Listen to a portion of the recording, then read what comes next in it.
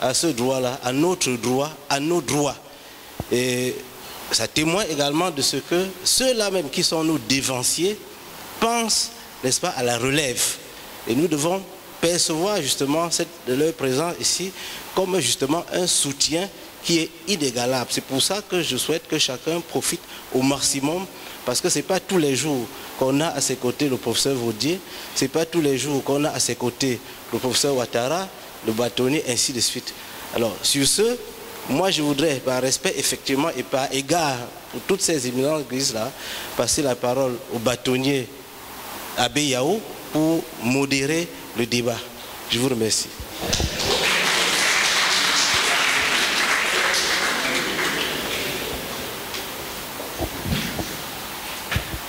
Je vais donc aller là. Je peux rester ici pour modérer.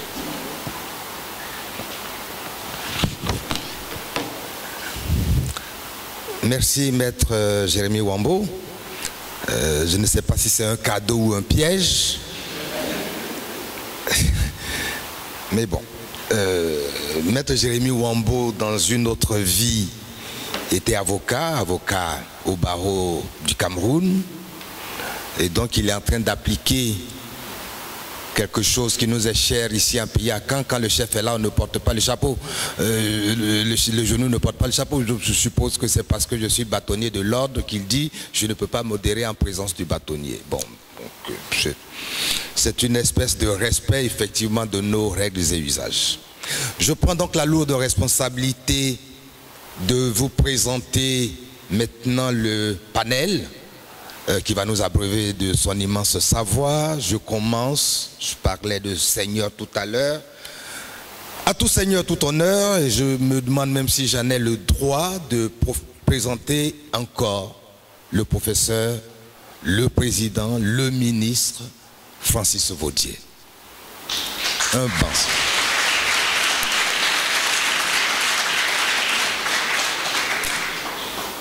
Est-il encore à présenter? Puisqu'il faut sacrifier à l'usage qui veut qu'on présente brièvement les panélistes, je dirais que le professeur Vaudier, selon le programme, interviendra donc en premier sur le thème « L'histoire et l'originalité des droits africains ». Monsieur le professeur Francis Vaudier, professeur agrégé de droit public, doublement agrégé, je dirais. Figurez-vous bien que sa première agrégation date de 1972.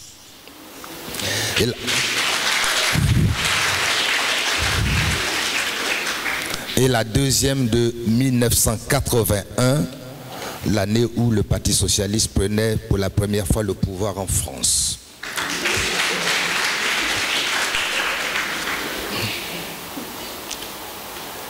Ancien président du Conseil constitutionnel de Côte d'Ivoire, ancien ministre de l'enseignement supérieur, ancien doyen de la faculté de droit de l'université d'Abidjan, ancien et premier doyen africain, puisque je sortais de la faculté de droit d'Abidjan lorsque le professeur Vaudier prenait le décanat à la suite du professeur Daniel Vaux.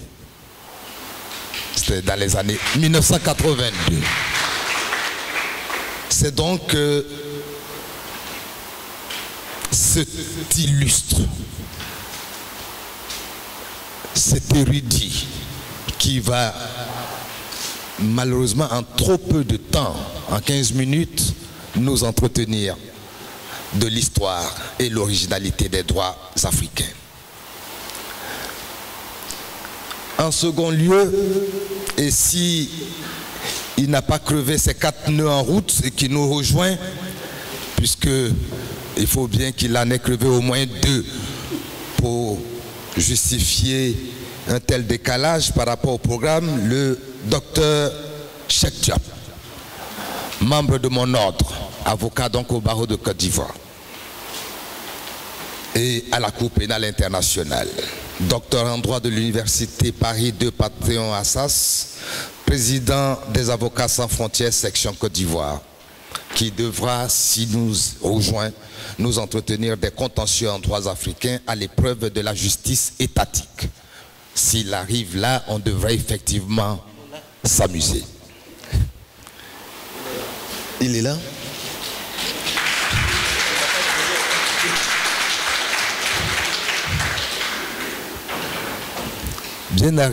Bonne arrivée, confrère. J'étais en train de dire beaucoup de bien de toi. J'avais simplement craint que tu aies crevé les 4 pneus. Il n'y en avait que 2 de crevés. C'est bien. En troisième lieu, nous allons écouter le professeur Abdraman Ouattara, également membre de mon ordre, c'est-à-dire par ailleurs avocat. Professeur agrégé en droit privé et sciences criminelles,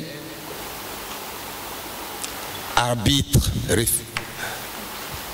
répertorié ici à la CCJA, arbitre également à la CACI. Le professeur Ouattara est, selon ce que je me suis laissé dire, le plus jeune agrégé de droit en Côte d'Ivoire. Son savoir n'égale pas encore celui du professeur Vaudier, mais il est sur la bonne voie.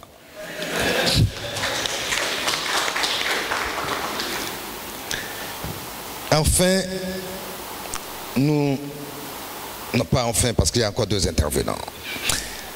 Nous aurons ensuite, à la suite du professeur Ouattara, Madame l'avocat générale Aimé Zébéyou, que je connais personnellement depuis à peu près 30 ans, puisqu'elle était juge au tribunal d'Abidjan, avant de poursuivre de façon ascendante sa carrière jusqu'à être avocat général près la Cour suprême aujourd'hui.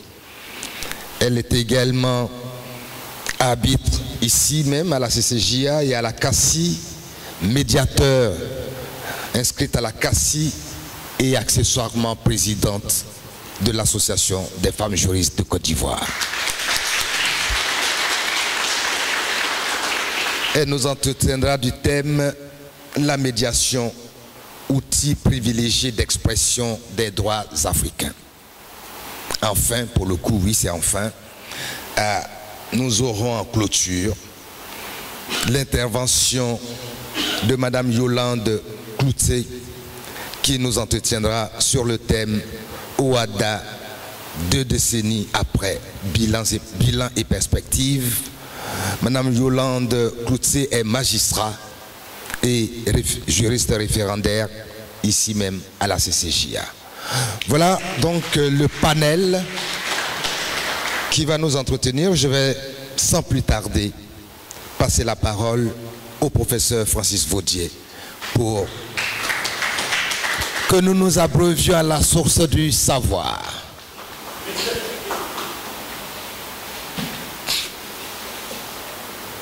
Il va aller là-bas.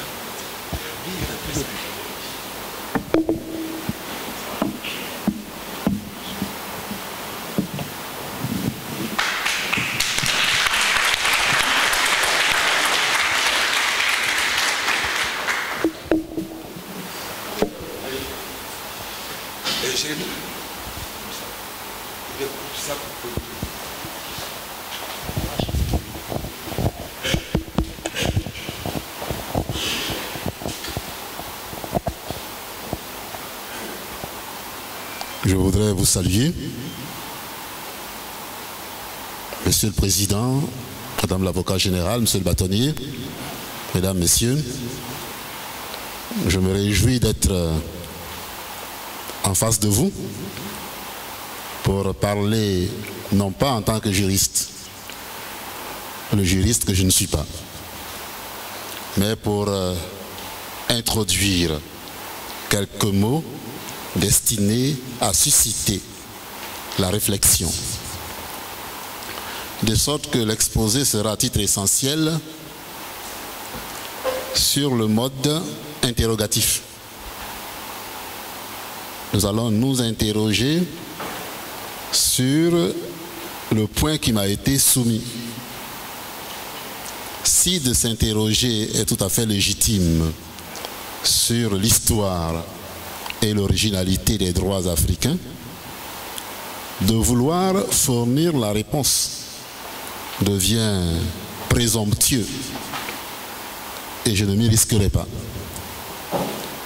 Vous me permettrez de commencer par quelques considérations d'ordre sémantique relativement à la signification du thème qui m'a été proposé.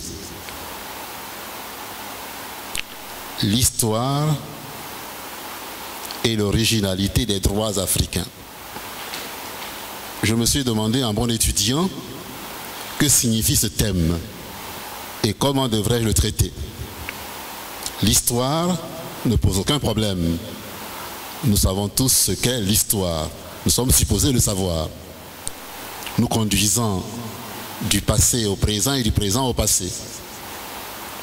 Il s'agit donc de l'itinéraire suivi par les droits africains. J'en dirai 2 mots tout à l'heure. En revanche, l'originalité interroge. Qu'est-ce que l'originalité? Y réfléchissant, j'ai découvert qu'on peut retenir quelques 3 acceptions. L'originalité, qui est le substantif de l'adjectif original, désigne ce qui est propre à, ce qui est neuf, ce qui se rapporte à une chose, à une entité, sans rien devoir à une autre, appelant ainsi ou renvoyant ainsi à la créativité, à l'imagination, à l'innovation. C'est le côté interrogatif, non, c'est le côté positif de l'originalité. Par l'autre face, l'originalité ou l'original est donné comme quelque chose de bizarre, d'excentrique, d'anormal en quelque sorte. On dit d'une personne qu'elle est originale, qu'elle n'est pas comme les autres. On pourrait recevoir le thème sous cette définition. L'originalité des droits africains. Ce sont les bizarreries du droit africain. Et il en existe. J'en dirai 2 mots tout à l'heure. Les droits africains. Droit avec un D majuscule. A avec un A majuscule. Ce qui nous renvoie à l'unité et du droit, des droits au droit, et à l'unité de l'Afrique. Or, nous savons que l'Afrique est une diversité de zones, de régions, de peuples, etc. Peut-on s'autoriser à passer facilement du multiple à l'unité? Des Afriques à l'Afrique. Des droits africains aux droits africains. Écrivant les droits africains, moi je vais retenir un D minuscule pour en arriver à écrire le droit africain avec un D majuscule. Ce n'est pas ce que proposent les auteurs. Je vais donc essayer d'en tenir compte pour présenter l'histoire des droits africains en supposant quelques-unes des questions réglées. Alors l'histoire des droits africains peut être caractérisée comme étant l'histoire de la colonisation et la décolonisation. Les droits africains devenant des droits africains, alors qu'ils étaient régis par un système extérieur par l'effet de la colonisation. Or, nous voyons que l'évolution conduit de la colonie à la décolonisation, les anciennes colonies devenant des États. Et nous constatons aujourd'hui que le droit majeur, c'est le droit étatique. Donc aussi longtemps que les colonies n'étaient pas des États, ces colonies ne pouvaient avoir de droit. Donc ils ne pouvaient avoir de droit africain que dans certaines zones, mais pas sous l'empire de la colonisation. Donc la décolonisation va ouvrir la voie à la naissance de droits africains. Les droits africains, comme les droits d'une manière générale, devenant des droits étatiques. Donc le droit étatique est aujourd'hui au centre des droits. Il y a bien sûr des droits infra-étatiques, c'est-à-dire en dessous de l'État, supra- ou super-étatiques, se voulant au-dessus des États. L'OHADA est un ensemble d'États regroupés sur la base d'un accord poursuivant un objectif, se plaçant, puis-je le dire, un peu au-dessus des États ou à la même hauteur que les États. Je ne sais pas, la question peut être discutée. Mais l'idée consiste dans un mouvement vers l'internationalisation, soit au plan régional, soit au plan universel. Et nous avons de nombreuses organisations relevant de la régionalisation ou de l'universalisation des institutions. Voilà un peu l'histoire, puisque le temps qui m'est imparti est bien bref. Je l'utiliserai en conscience et en connaissance de cause. L'histoire ayant été définie comme celle de la colonisation-décolonisation. Les anciennes colonies devenant des sujets de droit en étant dotées de la personnalité juridique leur permettant de dicter des normes juridiques, ce qui n'était pas possible par le passé. De sorte qu'aujourd'hui, je pense qu'on peut dire que l'Afrique est constituée d'États. Il y a peu, ou il n'y a pas, il n'y a plus de colonies, ou très peu, juridiquement en tout cas. Et voilà pour ce qu'il en est de l'histoire des droits africains. J'ai réfléchi avec vous, vous le constatez. Pendant que je parle, j'énonce quelques idées et j'y réfléchis en même temps en espérant pouvoir obtenir de vous que vous y réfléchissiez aussi. Donc je marque le mouvement permettant de susciter l'interrogation et la réflexion. Abordant l'originalité des droits africains, j'ai dit qu'on pouvait recevoir l'originalité sous deux acceptions, peut-être une triple acception. L'originalité en tant que renvoyant à l'inventivité, donnant ce qui est propre, ce qui est de source pour telle entité, pour telle région, pour tel pays, pour telle personne. Mais l'originalité comme désignant ce qui n'est pas orthodoxe, ce qui est bizarre, ce qui est excentrique, somme toute ce qui n'est pas normal. Et la troisième acception, qui est peut-être neutre, qu'on pourrait retenir ici, comme désignant les particularités, les spécificités des droits africains. Alors retenons le concept d'originalité sous l'angle des particularités. Quelles sont ces particularités? Elles sont peut-être variables à raison des États qui sont retenus, à raison du domaine, droit public, droit privé par exemple.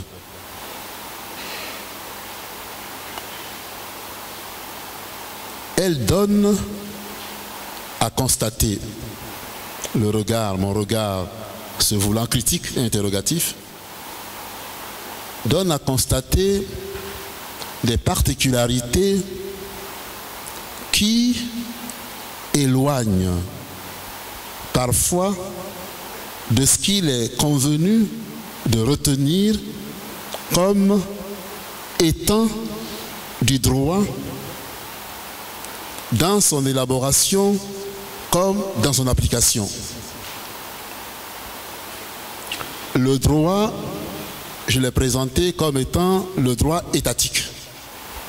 le droit émanant de l'État. Ce droit renvoyant au pouvoir politique. Le droit est le produit de la volonté de l'État. L'État, en tant que sujet de droit, est orienté, est structuré par le pouvoir politique. On voit ainsi le lien entre le politique et le juridique, en reconnaissant ce qui revient à chacun, au juridique et au politique. On ne peut pas oublier ce lien consubstantiel entre le droit et le politique. C'est le politique qui produit le droit, de manière générale. Tout récemment, vous l'avez constaté, le politique en Côte d'Ivoire a constitué un comité d'experts, un comité de juristes, chargé d'élaborer la nouvelle constitution. Et j'ai été interrogé et j'ai indiqué sur le mode de l'humour que les experts sont appelés à écrire la nouvelle constitution. Mais on ne peut écrire que si on sait lire. Or, les experts ne savent pas lire. Comme le sens de l'humour est très développé chez nous, j'ai été pris à partie par des conseillers du ciel. Pour qui se prend-il? Pour oser émettre des réserves lorsque Monsieur le Président de la République prend une décision. Et c'est là l'un des traits de l'univers juridique dans les pays africains, consistant à décrire les rapports entre le juridique et le politique, tantôt par une politisation extrême, tantôt par une dépolitisation dévalorisante, ce qui n'est pas sans effet sur le mode d'être et sur l'application du droit. L'humour étant fermé, cette parenthèse étant fermée, il y a, comme vous l'avez constaté, pour le thème, 3 temps. La lettre, l'esprit et la pratique. L'esprit, je ne sais pas très bien ce que c'est. L'esprit est insaisissable. L'esprit serait peut-être ce que l'âme est pour les croyants. Mais l'âme est immatérielle, je ne sais pas ce que c'est. Mais on peut dire ici que l'esprit renvoie à l'état d'esprit. Et l'esprit renvoie aux finalités et aux buts visés par le droit. Nous aurons l'occasion d'en reparler, de sorte que, au niveau de l'application du droit, l'esprit pourrait passer par l'interprétation du droit, pour restituer au droit l'esprit qui a conduit à son élaboration. Alors, relativement à la lettre, je pense qu'il n'y a pas de problème particulier concernant la lettre, du point de vue formel. Nous sommes tous des juristes ici, je pense. Moi, je ne suis pas un juriste, je vous l'ai dit. Et j'espère que ce que j'ai dit est accessible. Mais au niveau de la lettre, il s'agit de dire ce qu'est le droit écrit. Et il y a un aphorisme biblique qui dit que la lettre tue. Et c'est l'esprit qui délivre. L'esprit, c'est le souffle qui permet de respirer et de faire respirer le droit. La lettre va figer le droit. Rédaction des normes juridiques, il n'y a pas de problème particulier. Nous avons des experts et par le mode de décolonisation, dans un premier temps, vous avez constaté que les experts sont venus nombreux de l'étranger, de l'extérieur. Les États africains recevant le droit sous son angle technique, Donc les techniciens viennent de l'extérieur pour dire ce qu'est le droit ou ce que doit être le droit. Mais il y a également un contenu du droit. Ce contenu, il est politique, il est économique, il est social, il est etc. De sorte que les auteurs ont pu dire que le droit n'a pas de contenu. Le droit n'a pas de contenu. Étant susceptible de recevoir tous les contenus que lui fournit le pouvoir politique. Il y a donc en matière d'élaboration du droit un premier temps, qui est le choix des espaces, le choix des matières devant faire l'objet de la législation. Qui choisit? Bien sûr, c'est le pouvoir politique. Tous les domaines ne sont pas couverts, ne le sont pas au même moment, au même rythme, au même degré, et c'est le pouvoir politique qui prend de telles décisions. C'est la validité. La validité désignant le mode d'être du droit. Une fois que le droit est ainsi élaboré avec le contenu que lui aura fourni le pouvoir politique, nous avons la norme juridique qui nous permet de passer des faits sociaux, des faits de la société, ce qui est, ce qui se fait, au droit, au sens de ce qui doit se faire, de ce qui doit être. La question devient celle de savoir comment de ce qui se fait, de ce qui est, on peut passer au droit qui est ce qui doit être. Il n'y a pas de filiation directe entre ce qui est et ce qui doit être. Ce qui se fait, ce qui est, le fait est juridiquement stérile. Il est impuissant. Il ne peut produire. Il faut donc que le fait, pour devenir du droit, soit qualifié, qu'il reçoive une qualification.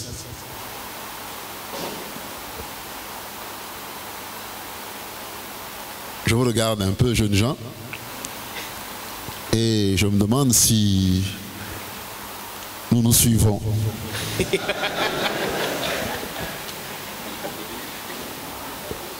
Je ne parle pas chinois, j'espère.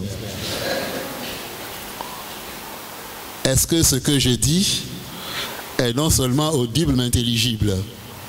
Oui? Je peux poursuivre? Donc pour passer de ce qui est le fait à ce qui doit être le droit, il faut un élément intermédiaire.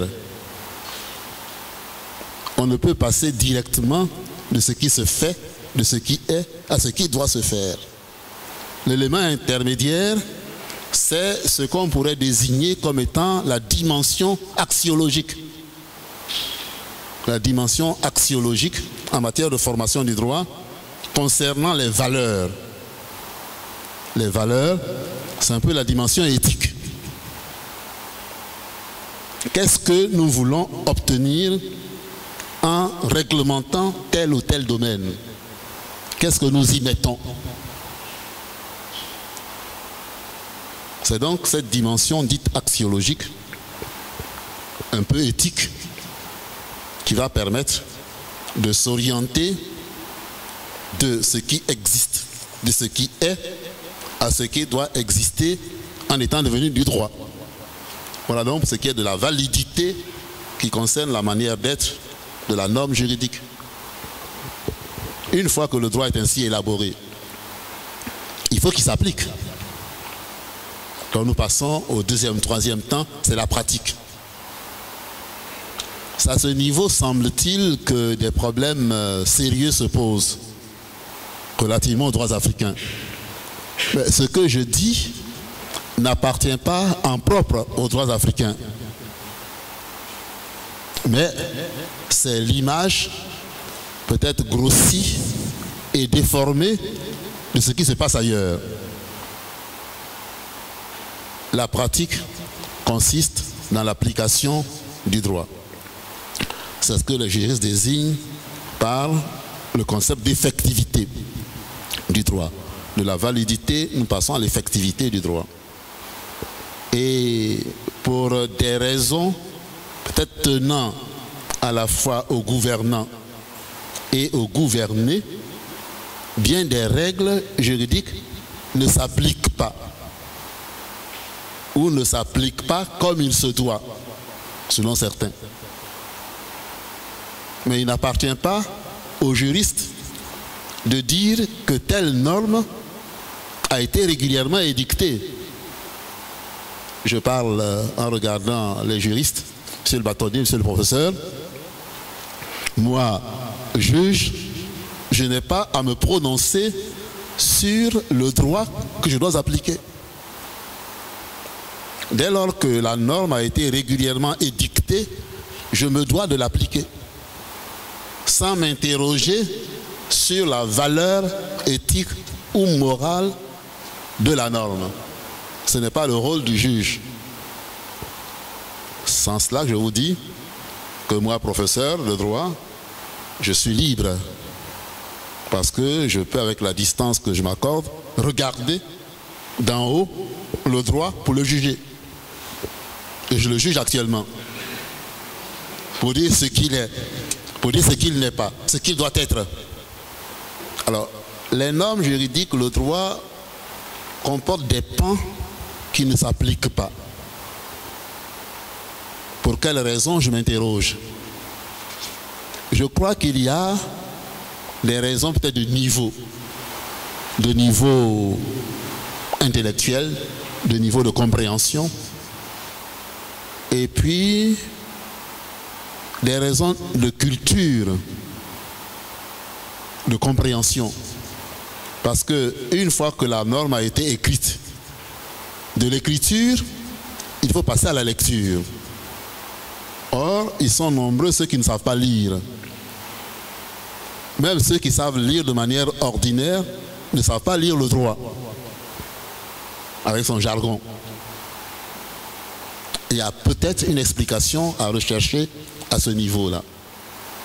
Mais il y a une autre, ça c'est le côté des gouvernés, les citoyens ordinaires, une autre explication peut-être du côté des gouvernants, mais peut-être aussi en rapport avec les gouvernés, relativement au pouvoir, parce que l'État est le lieu de production naturelle du droit actuellement, donnant l'état de droit dont tout le monde se réclame. L'état de droit, c'est l'état qui repose sur le droit, qui fonctionne conformément au droit. C'est la grande définition. Alors, les citoyens, gouvernants et gouvernés, peut-être plus les gouvernés, je ne sais pas très bien, mais je note l'idée. Dans un état de droit, le pouvoir n'appartient pas à des individus. Le pouvoir dans l'État ou la souveraineté n'appartient pas au président de la République. N'appartient pas à Vaudier, bien sûr. Il appartient à l'État. L'État, c'est la personnification juridique de la nation ou du peuple. De sorte que cette définition donne un côté impersonnel au pouvoir, donnant, dans un régime voulu démocratique, le pouvoir institutionnalisé. Mais très rapidement, chez nous, le pouvoir institutionnalisé devient un pouvoir personnalisé et un pouvoir personnel. Et on le constate dans notre vocabulaire, il y a des glissements de sens. Lorsque l'État agit, on dit la présidente de la République a donné ou a fait ceci. On glisse d'un cran, c'est le président de la République. On glisse d'un autre cran, on dit c'est Vaudier en tant qu'individu. Je n'ai pas cité le président de la République, je dis on dit Vaudier. Donc on désigne l'individu, la personne physique en tant que telle. Au niveau domestique, par exemple, chez moi, le personnel m'appelle papa ou tonton. en bonne logique professionnelle, je devrais leur interdire de m'appeler papa ou tonton. Parce que de m'appeler par ces mots induit des comportements. Et nous passons du plan des rapports professionnels au plan des rapports familiaux, parentaux. Donc le travailleur perd son esprit, voilà l'esprit, le travailleur. Et il n'a plus cette conscience qui l'oblige à une manière d'être et de faire. Au niveau politique national, aujourd'hui vous entendez dire, c'est notre tour. C'est notre pouvoir. Et nous ne sommes pas là pour partir. Hein. Je parle un peu ivoirien, m'excusez. Je parle ivoirien. Moi qui ne suis pas ivoirien. Alors, on dit c'est notre pouvoir. Notre pouvoir, ça ne désigne pas l'ensemble. Cela désigne notre pouvoir au sein d'un parti politique. De tel ou tel parti politique. Voilà comment est-ce qu'on glisse du pouvoir qui appartient à tous au pouvoir qui appartient à quelques-uns, revêtant ce caractère partisan, clanique, ethnique, familial, et je m'arrête. J'aurais pu dire encore un autre adjectif, mais je ne le dis pas. Alors, ces phénomènes inconscients induisent en nous des compréhensions, des comportements qui nous amènent à agir dans le sens de ce qui m'apparaît comme étant la normalité, anormalité. Et nous sommes donc confrontés en matière de fonctionnement de l'État et partant du droit à de tels phénomènes qui sont autant d'obstacles. Obstacles culturels. Le principe de séparation est inconnu, ou en tout cas méconnu. Sous le régime du... Monsieur le Président, je suis en train peut-être de déborder du temps qui m'a été imparti. Je vous ai accordé encore 5 minutes, j'ai glissé le papier.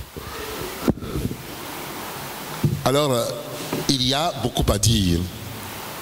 Beaucoup à dire, bien sûr, je n'ai pas la prétention d'épuiser le problème, j'ai déjà trop parlé. Mais j'aurais voulu avoir suscité en vous l'esprit critique nécessaire qui nous amène à prendre la distance par rapport à nous-mêmes, par rapport au vécu, par rapport à ce que nous faisons. Parce que l'une des tares des systèmes juridiques et politiques en Afrique, c'est l'absence de distanciation par rapport à soi et en relation avec les autres. Ce sont différentes césures, séparation des pouvoirs sur le papier, unicité du pouvoir dans la réalité. Pouvoir impersonnel sur le papier, pouvoir personnel dans la réalité. Ces décalages posent des problèmes au droit et au sujet de droit que nous sommes. Ma formule relativement au pouvoir, j'ai dit qu'on prévoit 2 ou 3 pouvoirs. De 2 pouvoirs, nous passons à un seul pouvoir, et du seul pouvoir, nous passons au pouvoir d'un seul. Et voilà comment nous vivons le pouvoir et nous vivons l'État. Il y a là une rupture à opérer. Il y a déjà de nombreuses ruptures et césures qui existent actuellement. Des déconnexions. Il va falloir que nous changions de logiciel pour nous connecter à nouveau sur le chemin du droit, non pas seulement en tant qu'il a été bien écrit, conformément aux exigences qui sont les siennes, mais également en tant qu'ayant été bien compris, il sera appliqué comme il se doit pour que le droit, qui est un ensemble de moyens, puisse servir aux fins qui sont les siennes. Je vous remercie.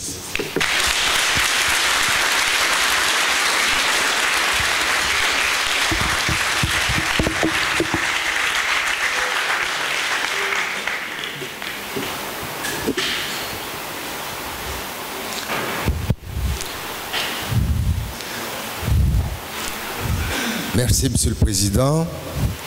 Vous voyez que je ne vous ai pas dit n'importe quoi quand je disais que c'était un érudit.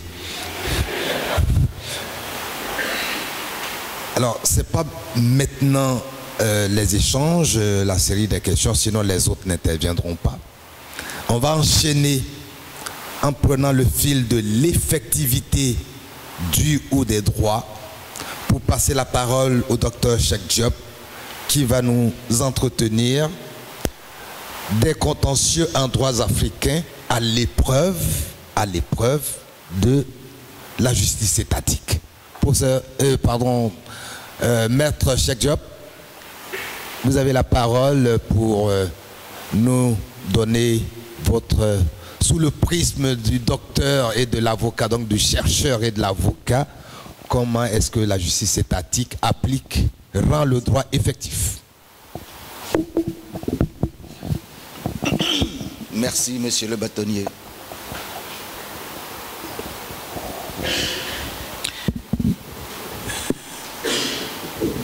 En 15 minutes. Si vous me le rappelez, monsieur le bâtonnier, et puisque je n'ai que 15 minutes, je me passerai du bonjour traditionnel, monsieur le bâtonnier.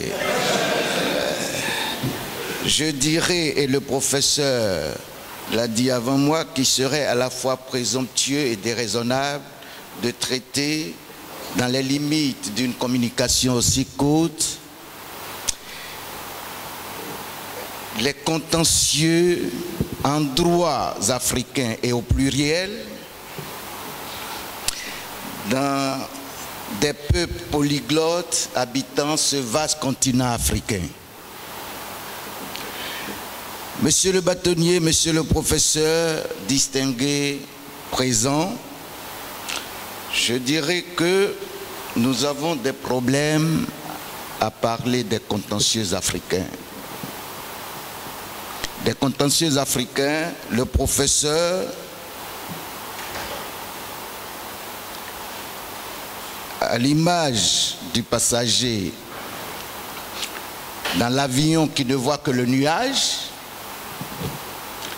a survolé la difficulté,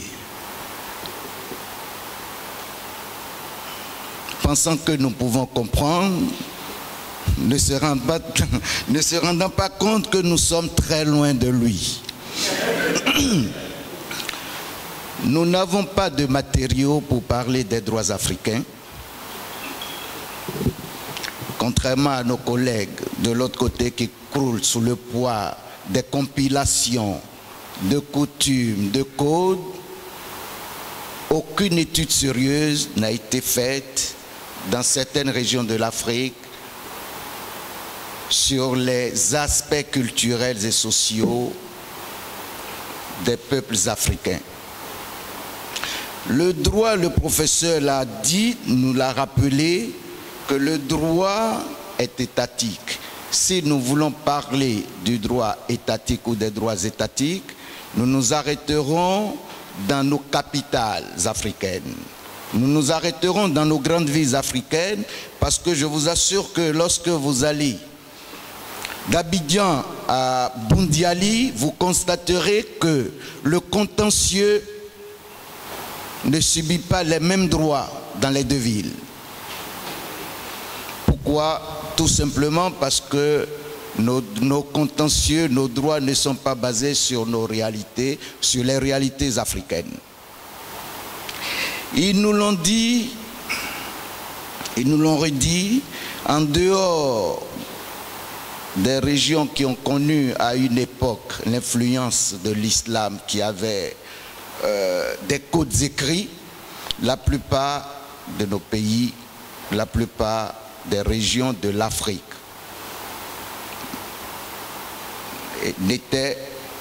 n'appliquait que des règles écrites et des règles orales, pardon.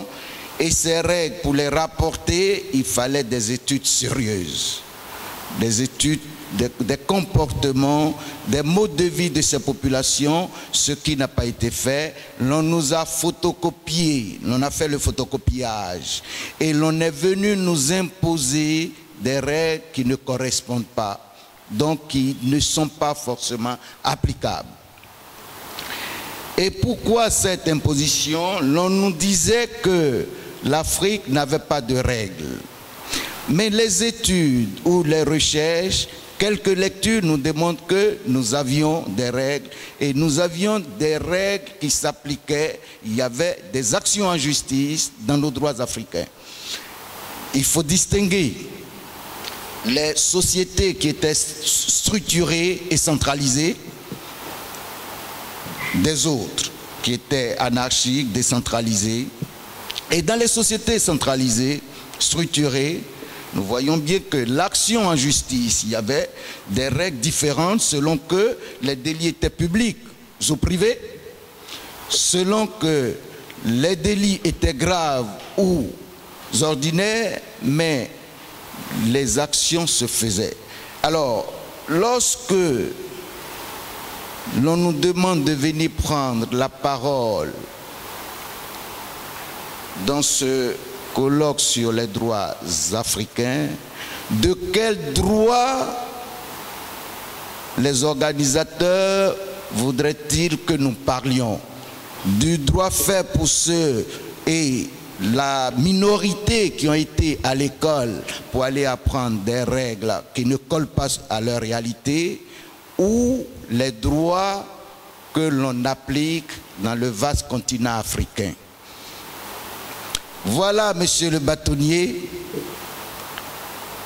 ce que je voulais dire avant de nous dire que l'action en justice en Afrique, et l'Afrique que j'ai choisie, c'est cette Afrique que l'on oublie souvent. Ce n'est pas l'Afrique d'Abidjan, ce n'est pas l'Afrique de Dakar, ce n'est pas l'Afrique de Ouagadougou, c'est tout simplement nos peuples, nos populations pratiquent des droits. Il y a dans les actions publiques,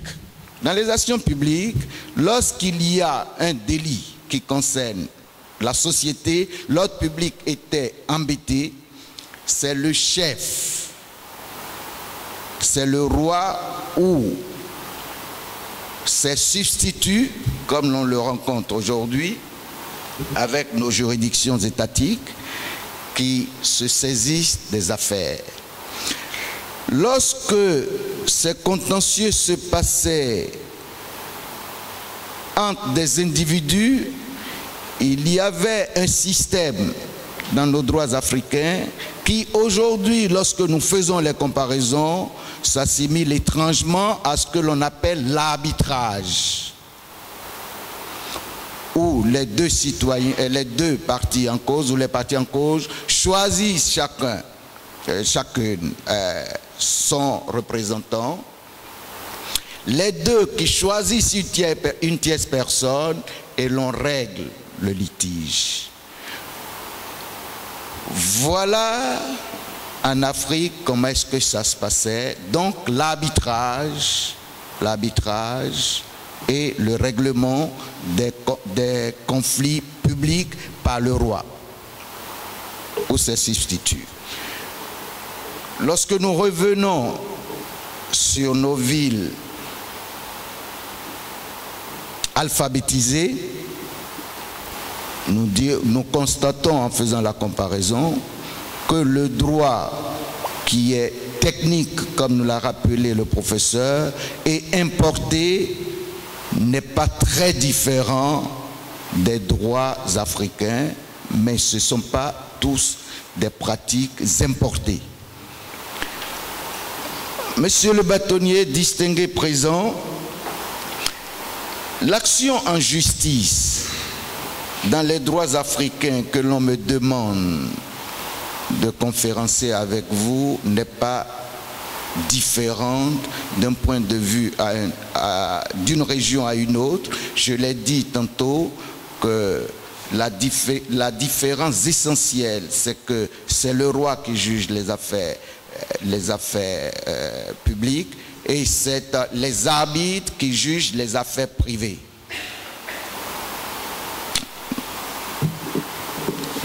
Nous avions aujourd'hui cette façon de juger les affaires privées en Afrique qui se développe et qui constitue la tâche principale de la Cour commune de justice et d'arbitrage, l'endroit qui nous abrite pour notre conférence. L'arbitrage est un élément important. L'arbitrage, la justice transactionnelle est en train de prendre le pas sur la justice étatique, revenant sur nos pratiques antérieures. Il y aura peut-être d'autres choses à dire là-dessus. J'attendrai les questions-réponses. Et comme j'évite que l'on me rappelle le temps qui m'est imparti, je vous remercie.